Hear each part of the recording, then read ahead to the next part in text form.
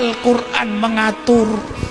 Cuman maaf Bapak polisi, kiai bertahun-tahun diakali.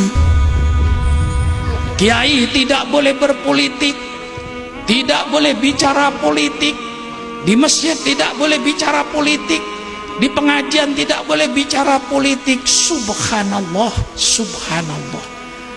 Karena kita sudah tidak mau bicara politik, apa yang terjadi sekarang ini? Banyak politisi-politisi yang tidak bermoral.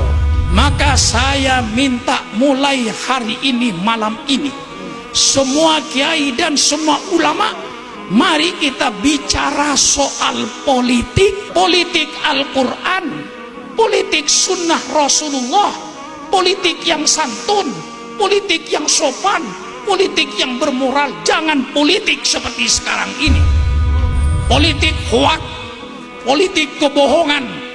Betul apa tidak?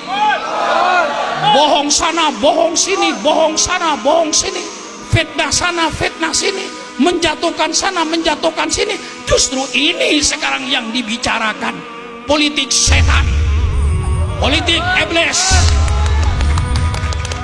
Kita bicara politik-politik Quran. Quran mengatur berpolitik. Siapa bilang Quran tidak ngatur berpolitik? Dulu kiai yang melarang ulama berpolitik itu Belanda. Mengapa Belanda melarang kiai berpolitik? Supaya Belanda dapat menjajah Indonesia terus-menerus. Kalau kiai mulai bicara politik, dia harus meninggalkan Indonesia. Maka Belanda dulu yang melarang kiai tidak boleh bicara politik, di masjid tidak boleh bicara politik, di pengajian tidak boleh bicara politik. Dianggapnya politik itu kayak penyakit lepra. Padahal politik itu indah. Kalau politik dengan kejujuran, saya akan mengajar orang Ketapang, mari kita berpolitik yang sopan, berpolitik yang santun. Politik itu suatu hal yang mulia. Jadi kalau sekarang ada orang yang melarang kiai bicara politik di masjid, itu berarti sisa-sisa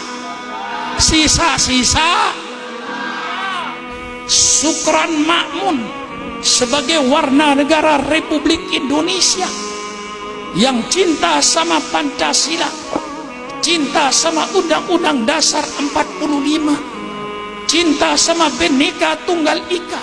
Sukran Makmun sebagai warga negara Republik Indonesia, saya ingin menyumbangkan pikiran terbaik saya kepada bangsa saya dan negara saya.